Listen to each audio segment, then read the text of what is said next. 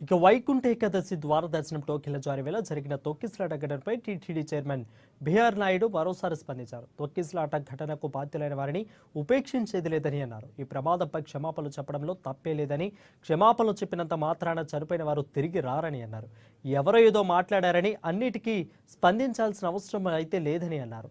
అయితే ఈరోజు తిరుమల అన్నమయ్య భవన్లో టీటీడీ పాలక మండలి సమావేశం జరిగింది. తొక్కిసలాట ఘటన దురదృష్టకరమని అన్నారు.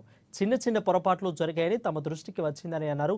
తప్పిదం జరిగిందని, ఎలా జరిగిందనేది విచారణలో వెల్లడవుతుందని అన్నారు. విచారణను త్వరగా పూర్తి చేయాలని సీఎంను కోరుతున్నామని అన్నారు.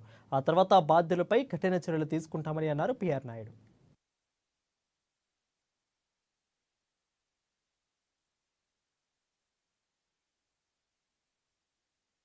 ఇక ఈ ఘటనపై ముఖ్యమంత్రి చంద్రబాబు నాయుడు ఇప్పటికే న్యాయ విచారణకు ఆదేశించినట్లు తెలిపారు. ఇలాంటి ఘటనలు భవిష్యత్తులో జరగకుండా చూస్తామని అన్నారు. మృతుల కుటుంబాలకు చెక్కులు సిద్ధం చేశామని, శనివారం ఉదయం వారి ఇళ్లకు వెళ్లి వాటిని అందజేస్తామని అన్నారు. మృతుల కుటుంబాల్లో ఒకరికి కాంట్రాక్ట్ ఉద్యోగం ఇస్తామని తెలిపారు పిఆర్ నాయుడు. చెప్తే చెప్పడంలో తప్పలేదు. చెప్పినంత మాత్రం చనిపోయిన వాళ్ళు బతికి రారు కదా. అది అవన్నీ ఎవరో ఏదో మాట్లాడారంటే వాటికన్నిటికీ స్పందించాల్సిన అవసరం లేదు. ఈ భక్తులు ఎవరైతే ఉన్నారో వాళ్ళందరికి కూడా బేషరత్తుగా మా బోర్డు తప్పిదం లేకపోయినా మేము భక్తులందరికీ బోర్డు తరఫున క్షమాపణలు చెప్తున్నాం.